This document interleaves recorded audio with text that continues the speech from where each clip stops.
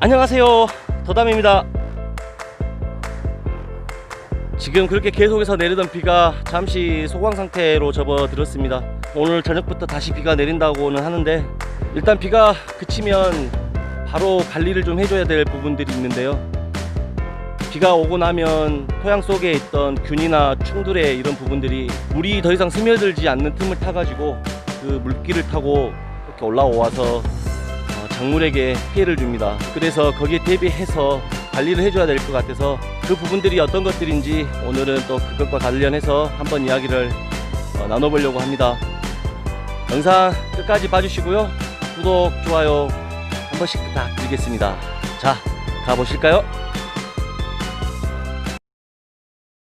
방금 하우스 내부를 잠깐 보셨겠지만, 비가 아무리 와도 하우스는 실제적으로 비가림 역할을 해주기 때문에 그렇게 크게 많은 비에도 지장은 없습니다. 단지 바로 벽 밑에 이제 그런 부분들을, 하우스 벽을 어떻게 관리해 주냐에 따라서 비가 하우스 내부로 많이 들어오느냐 안 들어오느냐 차이인데요. 근데 이제 지금은 저희가 지금 텃밭에 여러 가지를 좀 심어 놨어요. 가장 중요한 게, 비가 오고 나면 균이나 이런 충들이 비가 멈추고 나면 그 물이 스며드는 그 순간이 멈추기 때문에 물이 스며들어서 나 있는 물길로 해가지고 균이나 충들이 많이 올라와 가지고 어떤 작물들에게 피해를 많이 입힙니다. 그래서 저희 하우스 내에도 마찬가지고 하겠지만, 물을 주고 난 후라든지 또는 이런 식으로 비가 오고 난 직후라든지 이럴 때 바로 관리를 해주는 게 굉장히 중요합니다. 비가 많이 오니까요, 비가 계속해서 오니까 이렇게 양분이 부족한 상태가 돼서 이렇게 기형과들이 많이 발생이 되고요. 지금 수박도 보시면 이제 갈색빛 돌아가지고 이렇게 균체의 어떤 오염이 됐죠. 또 오이도 이렇게 보면은 녹균병이 들어가지고 잎을 거의 다 지금 다 훑어져 버렸습니다. 그리고 수박 같은 경우도 계속해서 비가 오면서 매달아놨던 수박들이 떨어져 버렸어요. 그래서 아까워 죽겠습니다. 그래가지고 지금 액비통에다가 담아서 그냥 액비 만들고 있는데요. 그러함에도 불구하고 아직까지는 이렇게 가지부터 시작해서 전체적으로 나무들이 잘 견뎌가고 있는 것 같습니다.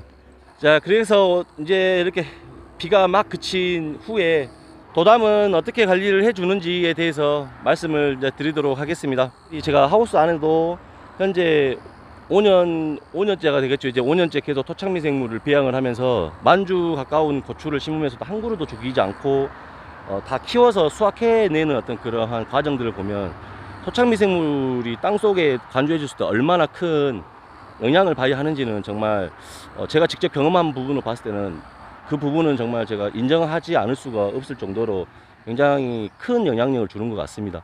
자, 저 같은 경우는 제가 그래서 이렇게 있을 때 이쪽 뿌리 바로 밑으로 미생물을 뿌리로 해서 직접 간주를 해 주실 거고요. 그 다음에 물하고 같이 희석해서 이 점적 간주를 해 줄 겁니다. 뿌리 쪽으로는 토착 미생물을 이용한 방제를 할 거고요.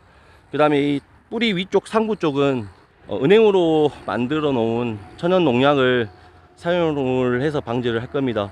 지금 이 순간이 굉장히 중요합니다. 비가 오고 나서 5시간 이내에 이런 관리들을 바로 조치를 해주는 게 굉장히 중요합니다. 토착미생물 같은 경우는 비가 오는 중에도 저는 여기를 수시로 직접 관주도 해줬고, 또 이렇게 점적으로 할 점적 관주도 해주고, 그런 식으로 계속 유지 관리를 해왔거든요.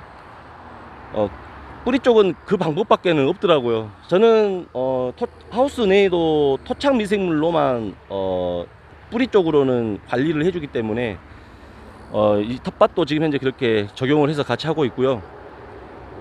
그 다음에 이제 지상부도 마찬가지로 은행으로 만든 천연 농약하고, 그 다음에 전착제 역할을 해주는 자담 오일, 그 다음에 살균제 역할을 해주는 자담 유황을 할 건데, 기존에는 제가 20리터짜리 분무기를 이용해 가지고 10리터당 은행 같은 경우는 300ml, 오일은 200ml, 그 다음에 자담 유황은 제가 원래 최고로 사용했을 때가 20ml까지 사용을 했는데, 오늘은 25ml를 사용을 해가지고 방제를 좀 해줘 보려고 합니다.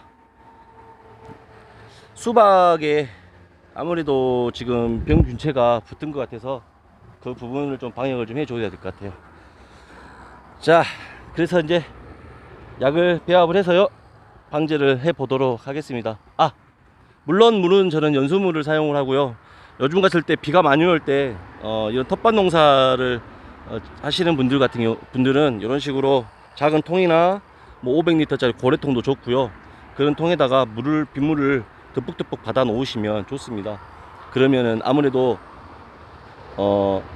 나중에 방제용으로만 사용을 하실 때 잠깐 좀 떠서 쓰셔도 그 천연 농약을 써도 그렇고요. 또 일반 화학 농약을 사용하셔도 방제율이 엄청나게 차이가 납니다. 저도 이 은행으로 만든 천연 농약을 100% 전환시키기 전에는 연순물에 화학 농약을 타가지고 방제를 이렇게 해줬었는데, 연순물을 사용할 때와 안 할 때 그 방제한 그 효과가 굉장히 차이가 많이 납니다. 방제 효과도 좋기 때문에 그만큼 양도 덜 들어가고요. 방제 횟수도 좀 줄어들고 이런 부분이 있습니다.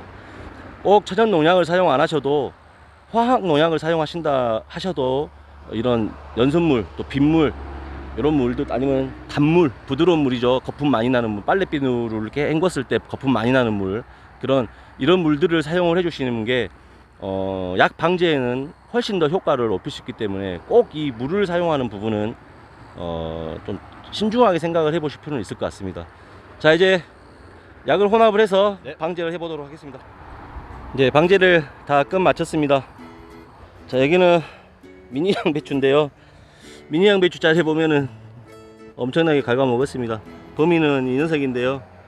이렇게 청벌레인데 얘네들이 이렇게 지금 해도 살포 후에 지금 고사했습니다. 먹성이 엄청나네요. 잠깐 최근에 지금 방역을 못했더니 이런 식으로까지 초토화를 시켜놔 버렸네. 네, 얘도 노린재과 같은데요. 움직임이 전혀 없습니다. 예. 애들이 뭘까요? 노린재일까요? 혹시 아시는 분 있으면 댓글로 좀 알려주셨으면 합니다. 제가 처음 보는 곤충이네요. 그리고 이렇게 거미도 죽어 있습니다. 확실히 천연 농약일지라도 살충력이 대단한 것 같습니다. 제가 항상 느끼는 거지만 천연 농약이라고 해도 화학 농약에 거의 뒤처지지 않을 정도의 살충력을 가지고 있습니다. 특히나 나방류, 또 나비, 모기, 파리 이런 것들, 날파리들, 뭐 깔따구라 그러나요? 그런 하루살이 같은 그런 것들도 마찬가지고, 심지어는 제대로 살포만 되면은 사마귀 같은 큰 어떤 그런 곤충체도 천연 농약으로도 살충이 되더라고요.